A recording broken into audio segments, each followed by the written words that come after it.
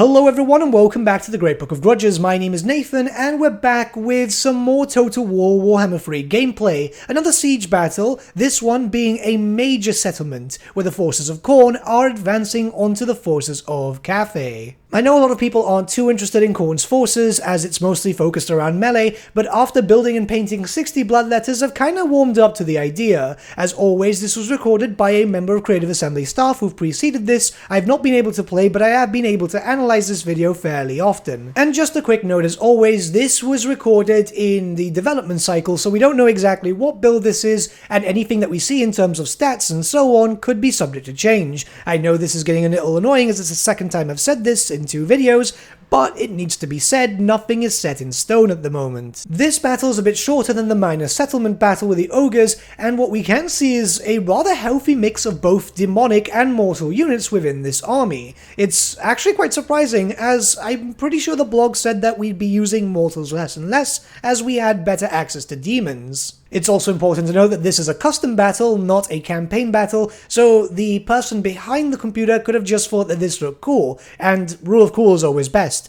But as I said, healthy mix, we have quite a lot of bloodletters, but we have a lot of Warriors of Khorne too, and I'm imagining that both of them will have different roles, but in a similar sense on the battlefield. There's even a mixture of juggernauts, one mortal and one demon, so I'm imagining that they will play a little bit differently. It's nice to see such a varied army, but still keeping in the similar sense of Khorne. You get Cornators, you get Fleshhounds. I'm quite impressed. Plus, let's admit that the unit cards themselves are quite good, where most of them in Total War have always been kind of boring and required mods.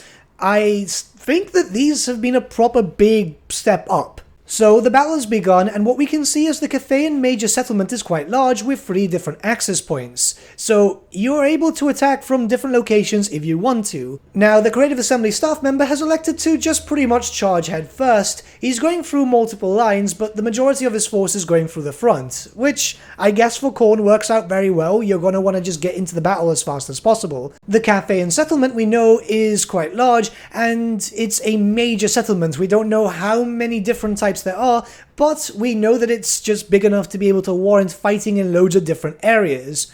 And it's going to be quite easy to attack as you only have 3 access points. This now falls under Khorne to charge up and see how much damage can be done. A lot of enemies here, especially all the different races and factions, once the Mortal Empires 2 map comes out, is going to be quite difficult for Khorne to fight against, I'm imagining, due to the fact that many other factions have range and Khorne does not. We can see that the Cathayan army itself is focused around a split, which, interestingly enough, has been moving forces to be able to counter the enemy. Again, this is AI, so it's quite smart to be able to move around. The Khornate forces do have a large number of units, however, so I'm imagining that they will be able to overwhelm the forces. Siege towers are also quite good to make sure that your mortals and bloodletters get in and fast. It also does help that the Khornate forces have access to 2 bloodletters, a single monster unit and obviously the Lord one too, which means that they're able to fly in and do some damage or take out any straggling flyers. It's very much up to the player. Now what we're seeing obviously is the Khornate forces are taking over the walls. The Cathayan army is moving around trying to just make sure that the wall holds. I'm imagining that the AI is trying to process the fact that a pure melee army is charging in. This is a faction that is built to do damage in melee combat and will excel if it gets up close to you. Now, as you can see, the gate's already fallen and everything's already moving in, all the cavalry, all the beasts, anything that couldn't climb up on the walls, whilst 2 other points of the walls are pretty much just holding down any straggling enemies, ripping them apart if possible. The interesting part is seeing the Bloodthirsters take out the balloons, as that's something I always thought was going to be an issue. The balloons themselves look rather squishy, and 2 flying demons which are built to just take out anything. Yeah, probably not the best positioning from the AI, but still does kind of make sense, and these are mistakes that the player themselves can make. You're not really prepared for a giant bloodthirsty demon covered in blood coming at you with a giant axe, are you? Something that we can note here, which you might not have noticed, is that the Cathayan AI is making sure to use their supplies. They've built up some towers and it is doing some extra damage. However, the Khornate forces are pushing further and further in, and I get it, you know, once you get locked into combat, it's very much like in the tabletop, you're going to have to start fighting really hard, as Khorne is built for this. We can see Miao Ying is fighting on top of the walls, and she is able to do quite a bit of damage, but she's not near where the main threat is. The problem here is not actually AI issues, is more the AI going to deal with the early threats, which were obviously the wall climbers, and now the center is left undefended. This is honestly really exciting as you're able to see quite a lot of damage coming to effect, and I quite like this because the AI can mess up, and this is stuff that we've all done in the past. I've made these mistakes. It's impossible to say that you can have a perfect game without making any mistakes whatsoever. What is rather curious is that the AI isn't falling back. You'd expect them to fall back a little bit. Instead, they're trying to, in some cases, but enough damage has been done already that all the Khorne forces are just charging straight through. And I guess this kind of happens. We can't expect the AI to be completely intelligent, plus we don't know exactly what battle difficulty this was, as I do believe that the AI gets a little dumber if playing on easier battle difficulties, though I will have to contact Creative Assembly for some clarification about this. Khorne's forces do seem quite powerful, so actually it does lighten the mood a little bit, because a lot of people would just thought that he was just going to get destroyed early on, but it looks like the troops can more or less handle themselves. My only possible complaint here is I would have probably simulated a different type of battle, where I'd still go with the same Khorne forces, but instead of having one Cathayan army, I would have had 1.5 or close to 2, kind of to simulate campaign as a army defending and also a garrison, just to see how Khorne would be able to hold out. I do like the fast, heavy-hitting approach of Khorne with the whole hammer and anvil in a sense, as you're able to just charge in and just smash out enemy lines. I was worried, but that's kinda left already. Now, all I want to see is how they do in later game campaign when the enemies start bringing some doomstacks and so on, as this is obviously quite varied, but we're seeing quite a lot, and it's impressive. The fact is Khorne is able to keep pushing and pushing and pushing, but obviously this is down to the tactics used. Small force to the left, small force to the right. That would start tricking the AI a little bit, especially since there's so many walls to defend, whilst the main force is at the gate trying to smash down the wall. Now, most of the Cathayan forces are actually dead at this point. The battle itself is quite small, especially for a major settlement, which, you know, is a tad disappointing, but then again, as I said, it is a battle and not a campaign battle. These are the custom battles, these are simulated by the actual members of staff or whoever's got access to the PC, so you wouldn't be able to see a full campaign experience from this, especially as an attacker, whereas the previous showcase with the Ogre Kingdoms and Cathay had a better feeling towards it because you played as ogres defending and the Cathayan forces were attacking, so you got to see how the AI moved. Here they're more stationary because they're trying to keep the areas defended. One thing that throws me off is seeing Khorne forces flee, as yeah, they're mortals and so on, but still, it's kind of looked unfavorably with the Blood God.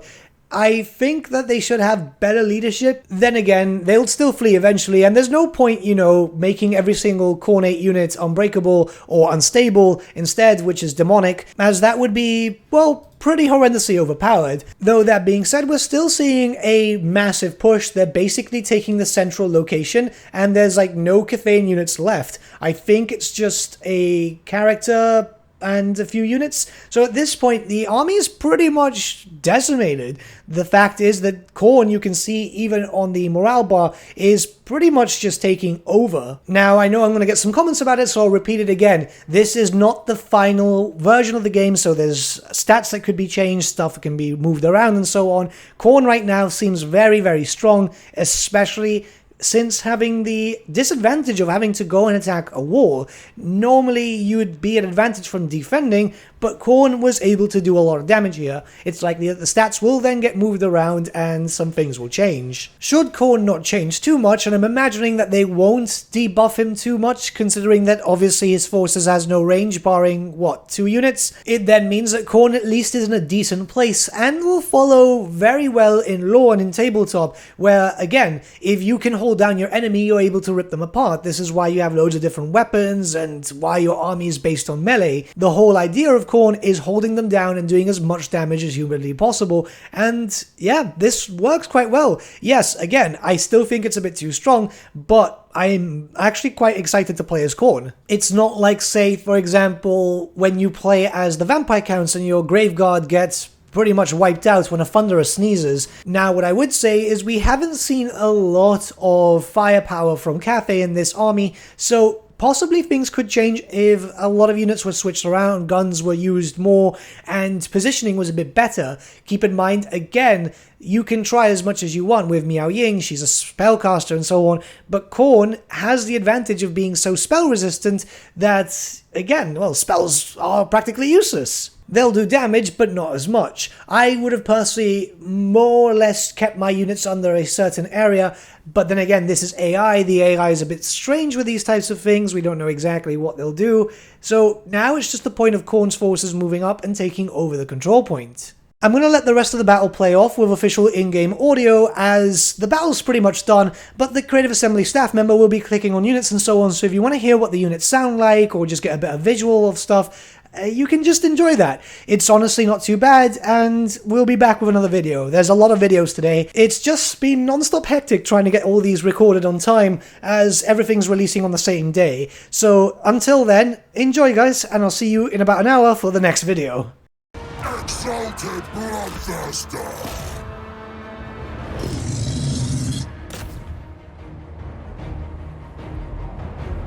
Yay!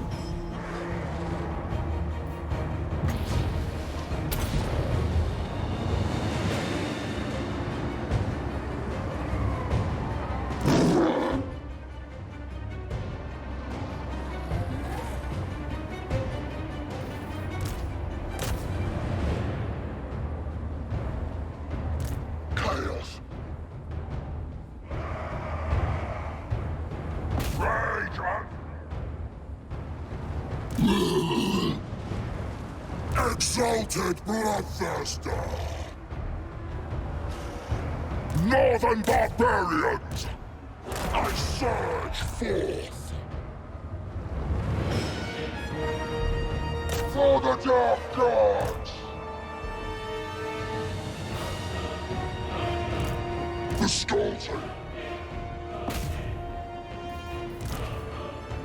Done!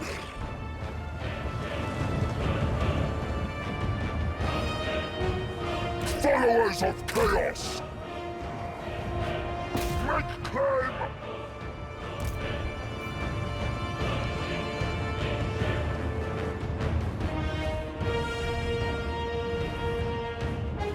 Followers of Chaos!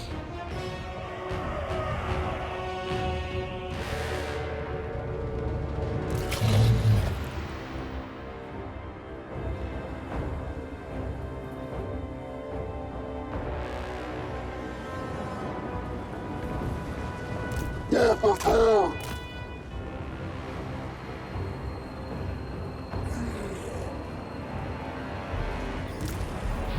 Boundless rage!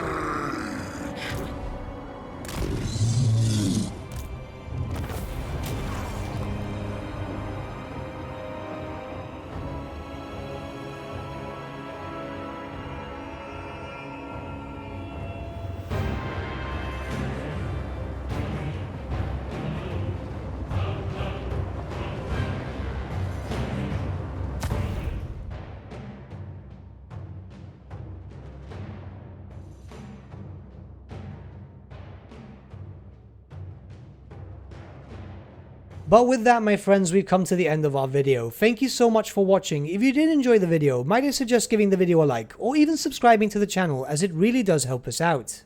In the description section below are various links to different social media platforms such as Facebook, Instagram and Discord. Also in the description section is an affiliate link with Element Games where you could buy loads of hobby-based products, not just Warhammer, for 10 to 25% off. Making a purchase using that link and also our special code, which is also in the description, supports the channel at no extra cost to you, which we think is rather cool. A big thank you to our patrons. Your support means the world to us. It's amazing that people want to help a small channel like us grow and get to a higher level of content. A big thank you to Gibraltar LUSC, Ryan Bertsche, Andrew Prince and Okro for subscribing to us at our Fane level. You guys are super cool. And a big thank you to Edward Yule, VS Vasan, Aaron Whitman and Shaggy for subscribing to us at our King level. Honestly, we can't thank you all enough. And lastly, a big thank you to all of you for liking, sharing and commenting on these videos. Honestly, it's because of you guys that the channel has been growing at such a great pace lately, so we can't thank you all enough. But with that, my friends, thank you so much for watching once again, and we shall see you all again very, very soon. Have a good day.